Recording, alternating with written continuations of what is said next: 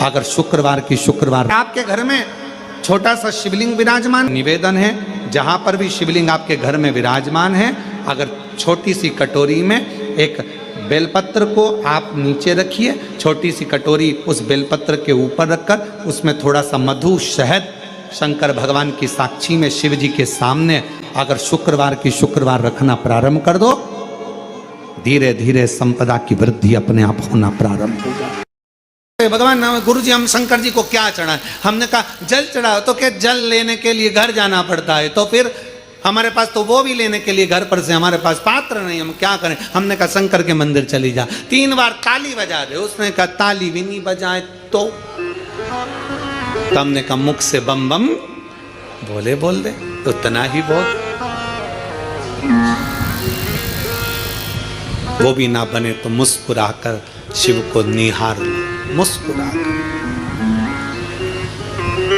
मुस्कुराकर शंकर को निहार लो। अब हमारी आदत क्या हो गई?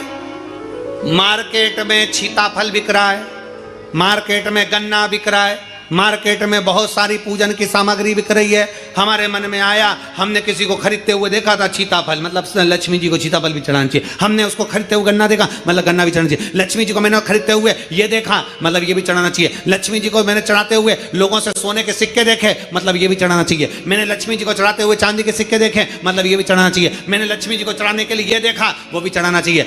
घर में सामर्थ्यता नहीं है और कर जा कर तुम सामान लेकर माता लक्ष्मी को चढ़ाओ, लक्ष्मी जी कभी प्रसन्न नहीं होगी। लक्ष्मी कहती है कि तेरे दिल से तू मुझे जैसा रिझा सकता है वैसे रिझाना, अगर तू केवल दीप लगा देगा ना उतने में मैं भी खुश हो जाऊंगी और तेरा भंडार भर कर चली जाऊंगी।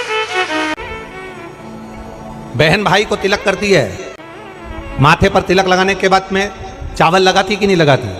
बोलो, जम के बोलो जरा। लगाती है? बोलते जाओ जरा। लगाती है, ठीक है। मंदिर में आप पूजन कर रहे हो, घर में कोई अनुष्ठान कर रहे हो, पंडित जी तुम्हारे मस्तक पर तिलक करते हैं तो चावल लगाते कि नहीं लगाते? बोलो बोलो, जम के बोलो। लगाते हैं।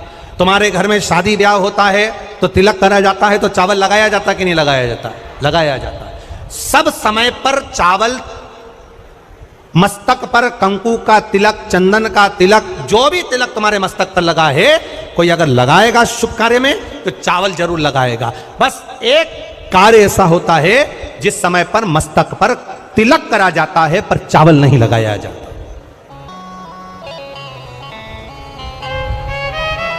एक समय ऐसा होता है जिस समय तिलक करा जाता है पर चावल नहीं लगाया जाता। चावल का मतलब है अक्षय, मतलब बार बार भगवान ऐसा मौका लाए, बार बार भगवान ऐसी कृपा करे कि तुम ऐसा अनुष्ठान करते रहो, पुण्य करते रहो, सत्कर्म करते रहो, 16 सोमवार के व्रत करते रहो, चतुर्थी के व्रत करते रहो, तुम छठ की पूजन करते रहो, तीज का व्रत करते रहो, सोमवार का व्रत करते रहो, तुम्हारे घर में हमेशा ऐसे शुभ कार्य होते रहें। केवल अक्षय, अक्षत एक जगह पर नहीं लगाया जाता। कब नहीं लगाते अक्षत को? मस्तक पर तिलक करते समय अक्षत कब नहीं लगाया जाता? केवल एक समय पर। कब? जब घर में कोई शांत हो जाता है और शांत होने के बाद जब मस्तक पर पगड़ी का क्रम होता है, उस पगड़ी के क्रम पर तिलक तो लगाया जाता है पर चावल नहीं लगाया जाता। भगवान से प्रार्थना करते हैं ये बार बार मौका मत देना, जो हो गया उसको समाप्त, ऐसा मौका बार बार ना दीजिएगा।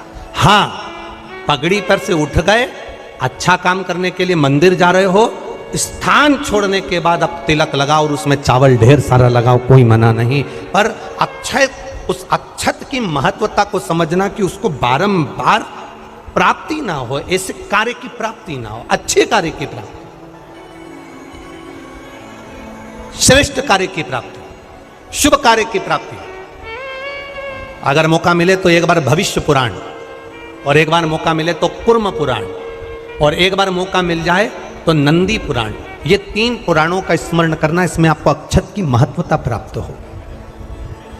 भविष्य पुराण, कुर्म पुराण और नंदी पुराण, इन 3 पुराणों में आपको अक्षत की महत्वता प्राप्त होगी कि चावल की महत्वता क्या है।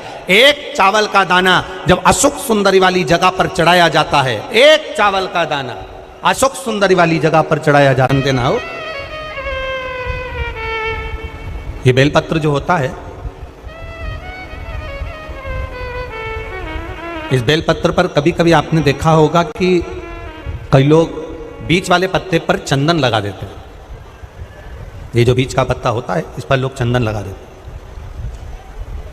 शिव महापुराण की कथा कहती है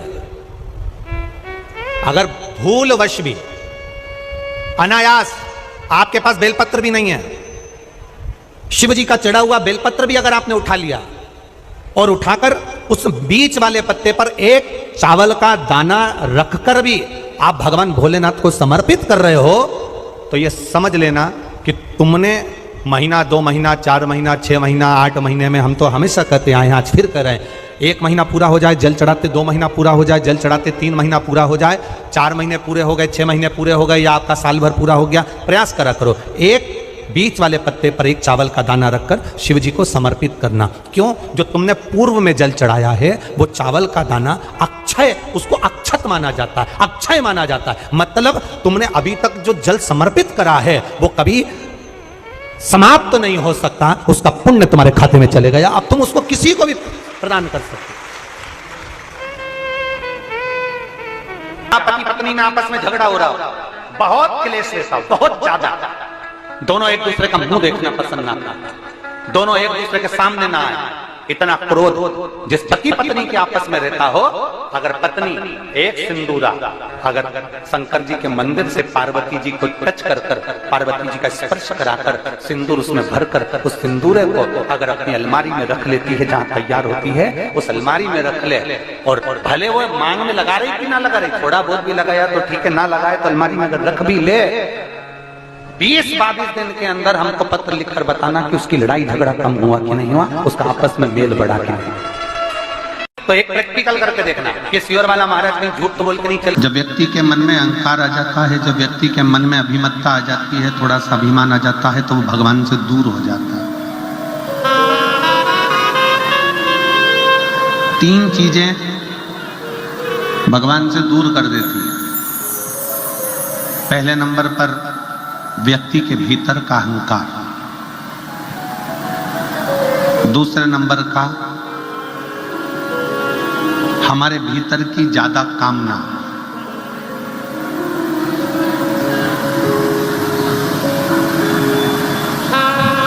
और तीसरे नंबर पर लोभ। एक अहंकार, कामना और लोभ, ये 3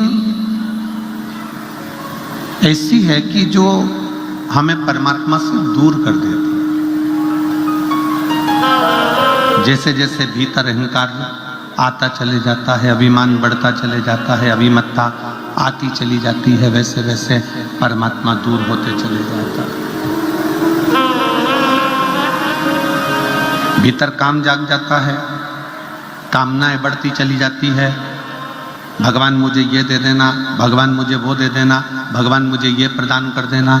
और मान लो भगवान ने यदि तुमको वो नहीं दिया तो तुम्हारे भीतर निराशा उत्पन्न हो जाती है और तुम भगवान से दूर हो जाते हो।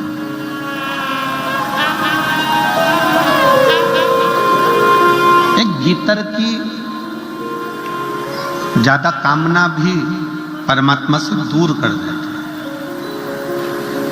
एक हमारे भीतर का लोभ,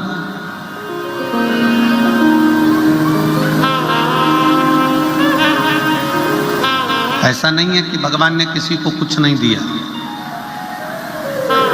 शिव महापुराण की कथा कहती है, भगवान शंकर का चरित्र कहता है, शिव महापुराण की कथा कहती है कि पृथ्वी पर जब मनुष्य जन्म लेता है, पृथ्वी पर जब मानव जन्म ले रहा होता है, तब मेरे विश्वनाथ उसके ललाट पर ये लिखकर भेज देते हैं कि तू जितनी मेहनत करेगा उतना तुझे फल प्राप्त होता चले जाएगा। तू जितनी मेहनत करे,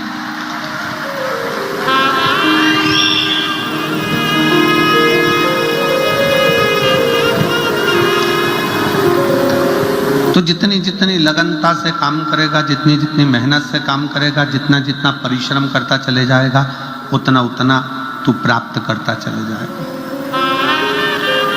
कथा कहती है, कमाई करो तन से और भजन करो मन से।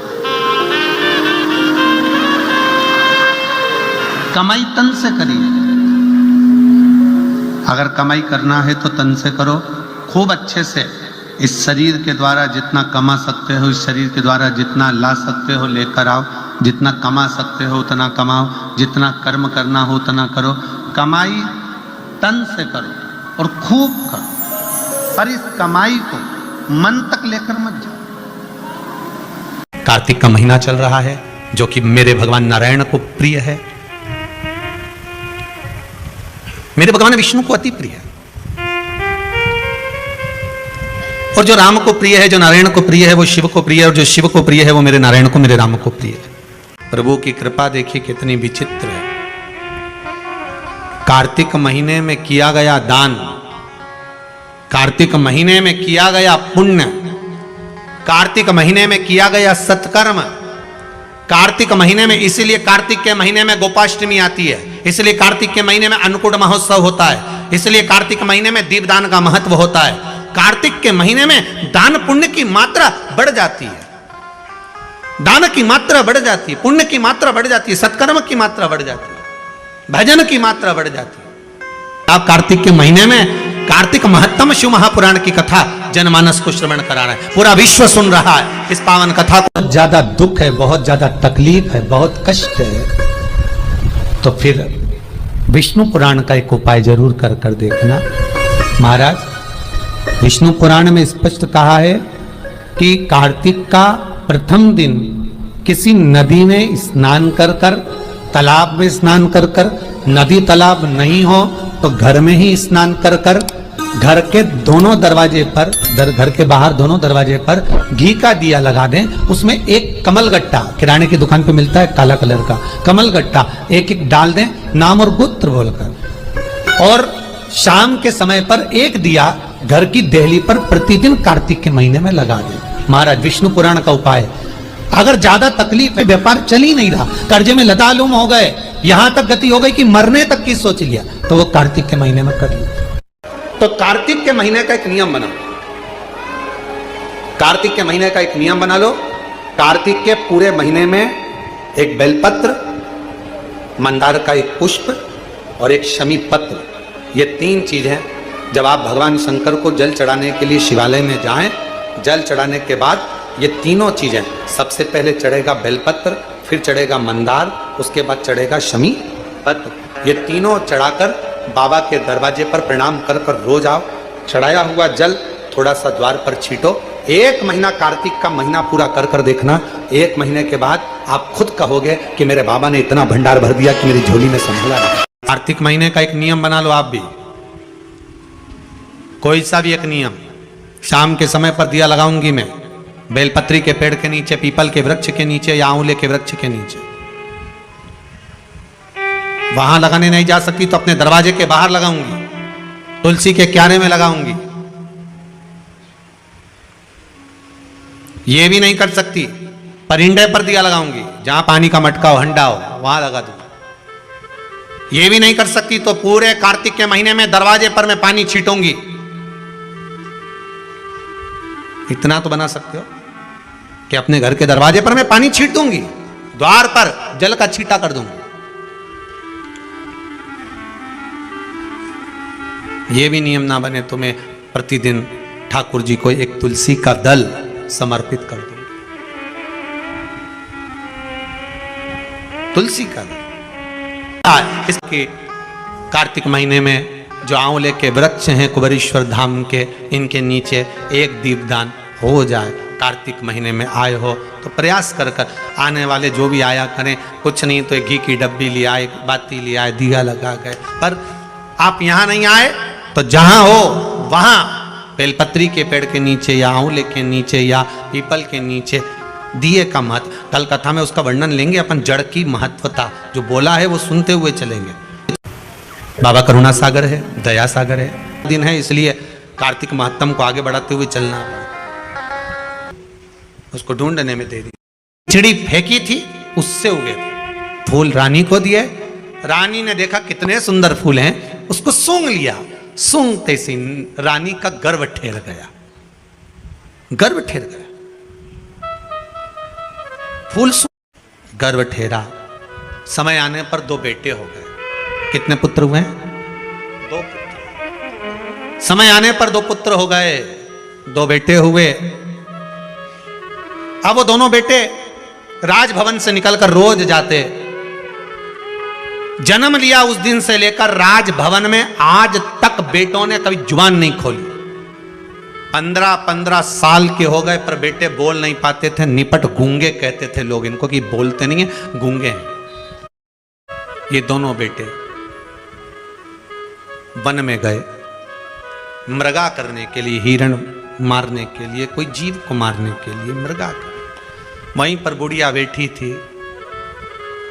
जिस दिन से कार्तिक का महीना पूरा निकल गया था, उसके बाद भी उसकी वो खिचड़ी भूल नहीं पाई थी कि मेरी एक दिन की खिचड़ी और मेरा कटोरा कहाँ गया, कहाँ गई खिचड़ी, कहाँ गया कटोरा।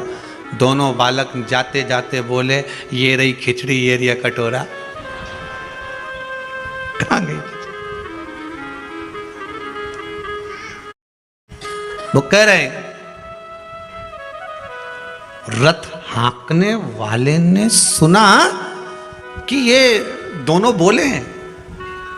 बुढ़िया बोली, कहां गई खिचड़ी, कहां गया कटोरा? और वो दोनों बोले, ये रही खिचड़ी, ये कटोरा। हो उसकी शुद्धता रही। रथ हाँकने वाले ने कहा, राजकुमार बोले। तुरंत रथ लेकर वापस गए, राजा के पास सूचना दी, महाराज राजकुमार गूंगे नहीं है, राजकुमार तो बोलते हैं। तो 15 साल नहीं बोले, एक शब्द नहीं निकला। क्या बोले? तो क्या कुछ बोल रहे थे, खिचड़ी और कटोरा, खिचड़ी और कटोरा। हाँ, समझ में नहीं आया।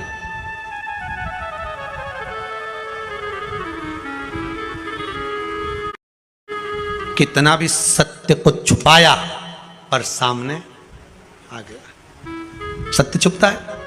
नहीं। लाख ताले लगा लो, कितना भी छुपा लो, पर सत्य तो प्रकट हो ही जाता। राजा ने कहा ऐसा हो ही नहीं सकता। फिर बेटों से बुलवाया, कुछ बोलो, नहीं, कुछ बोलो, नहीं, नहीं बोले, कुछ नहीं बोले।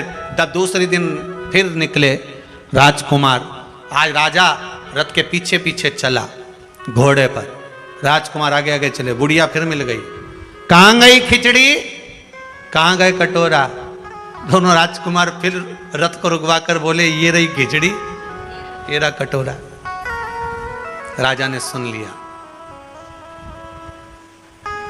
राजकुमारों को नीचे उतारा, बूढ़ी माँ के पास गए। माँ, ये बताओ, ये खिचड़ी और कटोरा क्यों पूछ रही है? और मेरे बेटे बोल रहे हैं खिचड़ी और कटोरा, तू क्यों बोल रही है? बूढ़ी माँ ने कहा, मैं जब कार्तिक का स्नान करती थी, तारा स्नान करती थी,